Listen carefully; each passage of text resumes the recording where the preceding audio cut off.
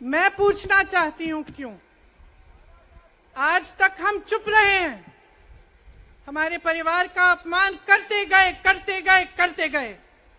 मेरा एक सवाल है, जिन्हें उज्ज्वला का सिलेंडर मिला है, प्रधानमंत्री आवास योजना के तहत घर मिला है और मुफ्त अनाज मिला है, उन्हें कैसे पता चलेगा या पता चला भी है कि अदानी समूह को लेकर क्या क्या सवाल उठ रहे हैं?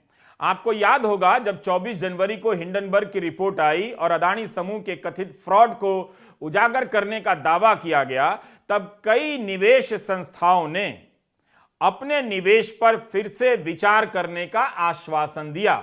अमेरिकी शेयर बाजार डाउ जोन्स ने अदानी ग्रुप को सस्टेनेबल इंडेक्स से हटा दिया। इससे अब कोई इस मार्केट में इंडेक्स के जरिए अदानी के शेयर नहीं खरीद सकेगा, ऐसी खबर आई थी और हमने अपने वीडियो में दिखाया था। अदानी के शेयरों की मांग खत्म हो जाएगी, यह बताया गया था। निवेशकों की सुविधा के लिए शेयर बाजार में अलग अलग सेक्टर के लिए इंडेक्स बनते हैं। एनर्जी के इंडेक्स में एनर्जी की कंपनियां डाली जाती हैं। कोई भी म्यूचुअल फंड जब एनर्जी इंडेक्स में पैसा लगाता है तो उसमें शामिल सारी कंपनियों के शेयर खरीद लेता है। डाउ जोन्स ने इस सूची से अदानी एंटरप्राइजेस को हटा दिया, इसलिए अब कोई डाउ जोन के सस्टेनेबल इंडेक्स में पैसा लगाएगा तो अदानी के शेयर नहीं खरीद पाएगा। यह बात बहुत जरूरी है कि आप ध्यान में रखें, तभी आप हिंदू अखबार में छपी ईपीएफओ से जुड़ी खबर को समझ पाएंगे। विकास धूत की खबर बताती है कि कैसे सेंसेक्स और निफ्टी से अदानी समूह को जोड़ा गया ताकि ईटीएफ के जरिए इस समूह की कंपनी में भी पैसे का निवेश होता रहे। हिंदू की इस रिपोर्ट के अनुसार ईपीएफओ के फंड का 15% पैसा निफ्टी और सेंसेक्स से लिंक है एक्सचेंज ट्रेड फंड ईटीएफ के जरिए। 2022-23 के दौरान ईपीएफओ ने ईटीएफ में करीब 2.5 लाख करोड़ से ज्यादा का निवेश किया। निफ्टी ने पिछले साल सितंबर में अदानी एंटरप्राइजेस को इसमें शामिल कर लिया, अभी 6 महीने के लिए और जुड़ा रहेगा। अदानी पोर्ट तो 2015 से ही निफ्टी 50 का हिस्सा है। इस बारे में हिंदू ने जब सेंट्रल प्रोविडेंट फंड कमिश्नर से जवाब मांगा तो जवाब नहीं दिया गया। सवाल पूछा गया है कि क्या ईपीएफओ ने अपने फंड मैनेजर को निर्देश दिया है कि अदानी समूह में निवेश जारी रखना है या नहीं। इसके बाद ईपीएफओ के ट्रस्टी ने हिंदू अखबार को बताया कि उन्हें पता नहीं है कि ईपीएफओ का पैसा अदानी समूह की कंपनियों में लग रहा है। फाइनेंशियल टाइम्स वित्तीय दुनिया का एक बड़ा अखबार माना जाता है। इसकी एक खबर में और भी गंभीर तथ्यों की तरफ इशारा किया गया है। अगर इस पर सरकार का कोई मंत्री नहीं बोलेगा, जांच नहीं होगी, तो विपक्ष क्या करेगा? फिर हताशा में कुछ बोल देगा तो कोर्ट केस के जरिए मानहानि का मुकदमा कर दिया जाएगा। फाइनेंशियल टाइम्स में एक रिपोर्ट छपी है कि पिछले कुछ साल में अदानी समूह में जो विदेशी निवेश आया है उसका करीब आधा हिस्सा अदानी परिवार से संबंधित कंपनियों से आया है। इन कंपनियों को ऑफशोर शेल कंपनी कहा गया है, जिसे आज तक भारत सरकार ने परिभाषित नहीं किया है कि ऑफशोर शेल कंपनियां किसे कहा जाए। फाइनेंशियल टाइम्स ने यह जानकारी भारत में आने वाले विदेशी निवेश के आंकड़ों से निकाली है। इस रिपोर्ट में कहा गया है कि ऑफशोर कंपनियों से विदेशी निवेश आने पर पता करना मुश्किल हो जाता है कि किसका पैसा आ रहा है। अदानी से जुड़ी ऑफशोर कंपनियों ने 2017 से 22 के बीच 2.6 अरब डॉलर का निवेश समूह में किया। यह कुल 5.7 अरब डॉलर की एफडीआई का 45% हिस्सा है। अदानी समूह को एफडीआई देने वाली अधिकतर ऑफशोर कंपनियों को प्रमोटर की श्रेणी में दिखाया गया है, जिसका मतलब है कि वे अदानी या उनके परिवार की करीबी इकाइयां हैं। यह सब मामूली आरोप नहीं है। 2018-19 की पुरानी खबरों को निकाल कर देखिए। जब नोटबंदी के फेल होने को लेकर सवाल उठा तो सरकार ने कहना शुरू कर दिया कि लाखों शेल कंपनियों को बंद कर दिया गया है, काला धन बंद हो गया है। अब जब अदानी समूह में शेल कंपनियों की कथित भूमिका की बात आ रही है तो प्रधानमंत्री जवाब ही नहीं दे रहे। फाइनेंशियल टाइम्स ने लिखा है कि कहां से पैसा आ रहा है इसका पता नहीं है, तो क्या इस तरह के अज्ञात पैसे से अदानी समूह का साम्राज्य खड़ा हो सकता है? सरकार को जवाब तो देना चाहिए। इस रिपोर्ट में यह भी कहा गया है कि जितना एफडीआई के डेटा में दिखाई दे रहा है, हो सकता है कि अदानी समूह में उससे ज्यादा पैसा आया हो। हमने आपको पहले के वीडियो में बताया है कि सरकार ने संसद में बताया है कि शेल कंपनियों को परिभाषित नहीं किया गया है, लेकिन आज कांग्रेस नेता जयराम रमेश ने एक ट्वीट किया है।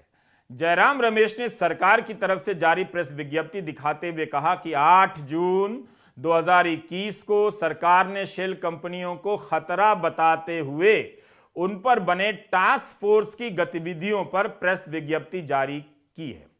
21 मार्च 2023 को सरकार ने राज्यसभा में जवाब दिया कि शेल कंपनियों की कोई परिभाषा नहीं है और इसकी कोई जानकारी नहीं है। मोदानी है तो मुमकिन है। शेल कंपनियों पर टास्क फोर्स बनाने के बाद भी सरकार कैसे कह सकती है कि शेल कंपनियों को परिभाषित नहीं किया गया है? समस्या यह है कि कांग्रेस 100 से अधिक सवाल पूछ चुकी है। जब तक सभी प्रश्नों के जवाब नहीं आएंगे, तब तक कैसे पता चलेगा कि सरकार के पास जवाब है भी? वॉल स्ट्रीट जर्नल में विनोद अदानी को लेकर एक नई खबर छपी है। पिछले दिनों भी मॉर्निंग कॉन्टेक्स्ट ने विनोद अदानी को लेकर खबर छापी थी, जिसके बारे में हम आपको 14 मार्च के अपने वीडियो में बता चुके हैं। वॉल स्ट्रीट जर्नल की शॉन ली की खबर है और उसकी हेडिंग देखिए। लिखा है कि अदानी के डील के पीछे गुमनाम बड़े भाई का हाथ, जिसमें बताया गया है कि गौतम अदानी अदानी समूह के चेहरे भर हैं। यह आरोप हिंडनबर्ग ने अपनी रिपोर्ट में भी लगाया और कहा कि दशकों तक बड़े अदानी विदेशों में शेल कंपनियों को मैनेज करते रहे। इसके जरिए अदानी समूह के स्टॉक को मैनिपुलेट किया गया। कृत्रिम तरीके से शेयरों के दाम ऊपर चढ़ाए जाते रहे और निवेशकों को पता नहीं चलने दिया गया। वॉल स्ट्रीट जर्नल की खबर में कहा गया है कि विनोद अदानी ने सिंगापुर की एक कंपनी का इस्तेमाल किया।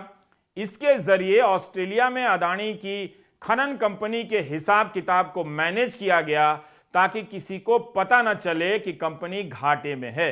अखबार ने लिखा है कि सिंगापुर की इस कंपनी में विनोद अदानी निदेशक थे। उन्हें दुबई की एक निवेश कंपनी से काफी बड़ा लोन मिला है। दुबई की निवेश कंपनी भी विनोद अदानी मैनेज करते हैं। इस पैसे से ऑस्ट्रेलिया में अदानी की कंपनी को पैसा दिया गया। वॉल स्ट्रीट जर्नल ने लिखा है कि दुबई के फंड का पैसा किसका था यह पता नहीं चला। अखबार पता नहीं लगा सका। वॉल स्ट्रीट जर्नल की यह खबर भारतीय अखबार मिंट में भी छपी है। यही तो आरोप लग रहे हैं कि ऐसा क्यों है कि पैसा किसका है पता नहीं चल पा रहा। इंडियन एक्सप्रेस की खबर भी तो इसी तरह की थी। रक्षा उत्पादन से जुड़ी कंपनी में मॉरिशस की कंपनी का निवेश है और वह पैसा किसका है पता नहीं। अगर जांच नहीं होगी तो पता कैसे चलेगा? अदानी समूह ने 413 पन्नों के जवाब में फ्रॉड के आरोपों का खंडन किया है, मगर उसके बाद उनके खंडन को चुनौती देने वाली कितनी ही खबरें आ गईं जिन पर बात नहीं हो पा रही है। राहुल गांधी कह रहे हैं, लेकिन उनकी बात पहुंच कहां रही है, किस तक पहुंच रही है? अदानी जी की शेल कंपनीज हैं।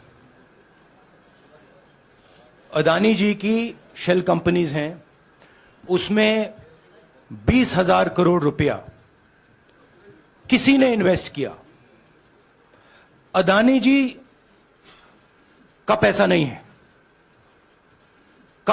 है, अदानी जी का इंफ्रास्ट्रक्चर बिजनेस है, पैसा किसी और का है। सवाल यह है, ये जो 20,000 करोड़ रुपए हैं ये किसके हैं? यह सवाल मैंने पूछा। इस देश में लोकतंत्र खत्म हो गया है। इस देश के लोग जो इनके दिल में है, हमारे दिल में है, बोल नहीं सकते हैं। इस देश के इंस्टीट्यूशन पर आक्रमण हो रहा है और उस आक्रमण का मैकेनिज्म क्या है? उस आक्रमण का मैकेनिज्म नरेंद्र मोदी जी और अदानी जी का रिश्ता है। वो फाउंडेशन है। मैं नरेंद्र मोदी जी पर सवाल नहीं पूछ रहा हूं, मैं अदानी जी पर सवाल पूछ रहा हूं। बीजेपी अदानी जी को क्यों प्रोटेक्ट कर रही है? आप नरेंद्र मोदी जी को प्रोटेक्ट कीजिए। मैं अदानी जी पे पूछ रहा हूं, आप अदानी जी को क्यों प्रोटेक्ट कर रहे हो? आप इसलिए अदानी जी को प्रोटेक्ट कर रहे हो क्योंकि आप ही अदानी हो। कभी अदानी समूह कहता है कि विनोद अदानी का अदानी कंपनियों में कोई मैनेजरियल रोल नहीं है। फिर 15 मार्च को सीएनबीसी चैनल ने रिपोर्ट कर दिया कि अदानी समूह ने चैनल से कहा है कि अंबुजा सीमेंट और एसीसी का अधिग्रहण करने वाले एंडेवर ट्रेड एंड इन्वेस्टमेंट पर विनोद अदानी का नियंत्रण है और इसके मालिक अदानी समूह है। सीएनबीसी ने लिखा है कि इस जवाब से साफ होता है कि अदानी समूह और विनोद अदानी को एक ही इकाई के रूप में देखा जाना चाहिए। गौतम अदानी तो भारतीय हैं, मगर विनोद अदानी तो दूसरे देश के नागरिक हैं। क्या उन पर उठने वाले ये सवाल भी भारत पर हमला हैं? ठीक है कि लोग धर्म की राजनीति में होश गंवा बैठे हैं, मगर बेहोशी में भी इतना तो पता चल ही जाता होगा कि कौन भारत का नागरिक है और कौन साइप्रस का। विनोद भले ना देखे, मगर विनोद को देखने वाले दर्शक तो समझ ही जाते होंगे, है कि नहीं विनोद? बाकी आप गोदी मीडिया से पत्रकारिता सीखते रहें, मल मूत्र के विशेषज्ञ तो बन ही जाएंगे। नमस्कार, मैं रवीश कुमार।